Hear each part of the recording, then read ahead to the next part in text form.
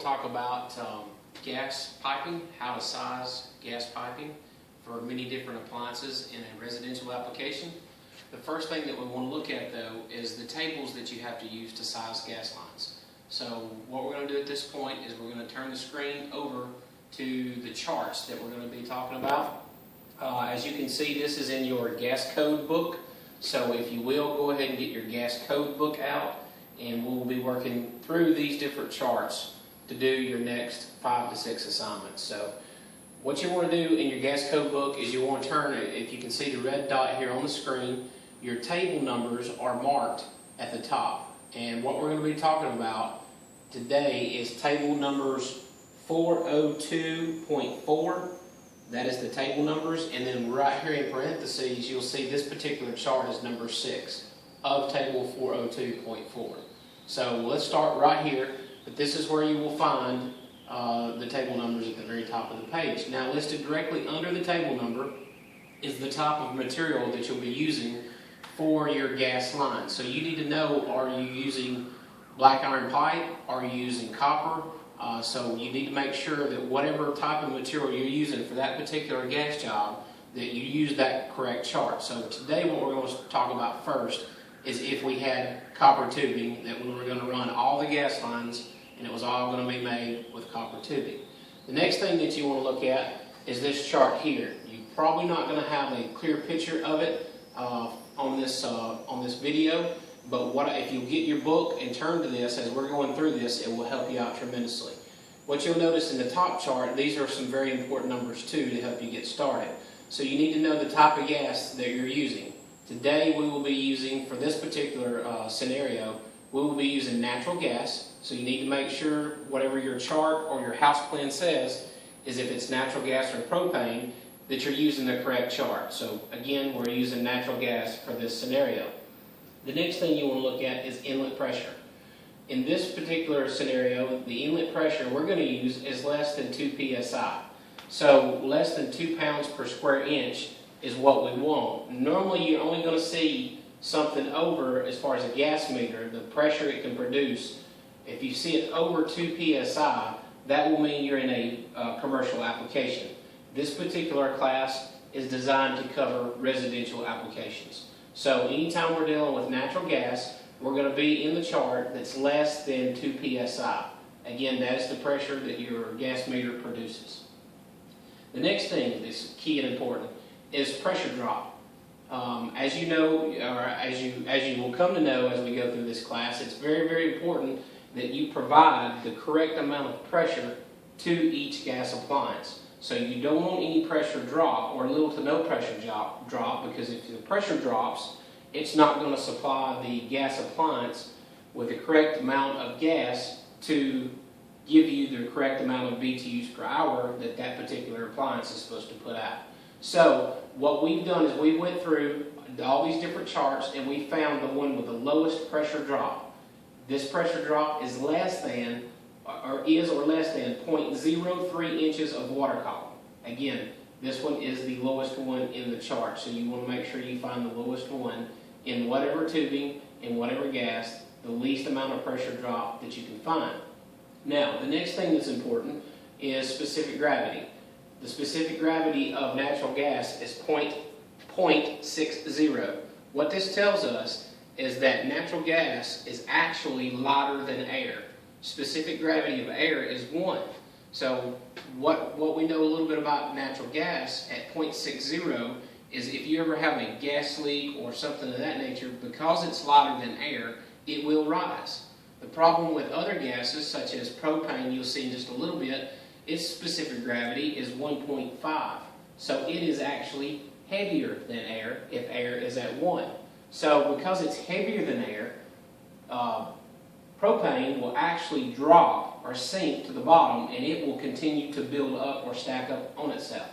So that makes natural gas not quite as dangerous in some situations as propane can be, because again, it is lighter than air. So you need to know this. You may need to know this for the tests. Just know that the specific gravity of natural gas is 0.60. Now that we've got through that, what we want to talk about is how to actually read these charts. So once you pick the material that you're using, copper. Once you find the appropriate chart of the type of gas that you're using, the gas pressure for your meter, and the lowest amount of pressure drop, now you're ready to start actually using this portion of the chart in through here, okay? So what we want to do first is we want to go across the top. Across the top, as you can see, listed below will be our tubing size in inches. Well, the first thing I want you to notice is this is nominal, and it's ACR and KNL. You need to make sure that you also know the type of copper that you're using. Not all copper is the same. We are going to use ACR because ACR stands for air conditioning and refrigeration, which is why we're all here, okay? So most of the time we're going to have ACR copper on our truck. But let me briefly explain what KNL is. KNL is a plumbing copper, and they go by ID, so it's going to be a different size. So be very, very careful when you're doing these different exercises not to use this top one, and if you want, you may go ahead and highlight it just like I did here. That will help prevent you from using the wrong copper size. Again, KNL is plumbing copper. It goes by ID, and ACR copper goes by OD. So let's make sure that we use ACR. The next thing that you'll want to notice is down the left-hand side that I also have highlighted is the feet.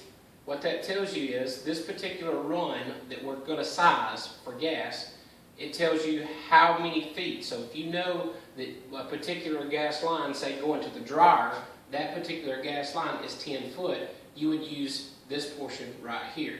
If it was 30 foot, you would use this one right here. So you need to know how long the gas line is that you've got to size the copper for. So now that we understand that, we see our copper sizes up top. We see our feet or length of pipe down the side. What you'll notice in the chart here in the center is the actual capacity in cubic feet of gas per hour. Since BTU stands for British thermal units per hour, what we're going to do is we're going to measure how much cubic feet of gas that we need for that appliance based on an hourly rate. So that's what this information inside here gives you. So let me give you an example. If I have an appliance, and this is in thousands, by the way, it just says 20 right here. But if I have an appliance that needs 20,000 BTUs, this is where I would go to the chart. Especially if I need 20,000 BTUs, that gas line is 10 foot long. So 10 foot long, 20,000 BTUs, I would use 3/8 copper. That allows you to size the gas line. So now let's pick another one. If we had, let's say, 50 feet of pipe, and we needed, for that 50 feet, we needed 60,000 BTUs. Let's say maybe it's a furnace or something else. All you would do is you would go across until you found 60, because again, that's per thousands. So there's 62,000. There's not a 60, so we're going to have to use 62, okay? It's better to have a little more, as far as the chart goes, and when you size it, to have a little more gas supplied to that particular line than not enough. The reason why that is at 62,000, we only need 60. We will put a pressure regulator at each appliance, which is mandated and actually mandatory by code to do that. So we can drop that down to make sure that our appliance has the correct gas pressure or gas volume at 60,000. So that's how you would read that. What we're going to do is just take one more. And again, we're staying with copper tubing for this moment and natural gas. So now, let's say we had a very long line set. Let's say it was, a very long gas line. Let's say it's 100 feet, okay? At 100 feet, and let's say we needed, again, let's go with 60,000. We need 60,000 BTUs. Then you would slide across the chart, find your 60, and that's dead on. That's exactly 60,000 right here. And then you go up, and that would list the size copper tubing that we need for the 100 foot of pipe carrying 60,000 BTUs, and that is 7/8. So as you can see, as you go up in length and as you go up in BTUs, you have to go up in size of copper pipe to be able to carry the correct volume of gas that you need to that appliance. This is all for the first one that I'm going to show you with natural gas and copper tubing. There's other materials that I will list on your exercises, such as black iron,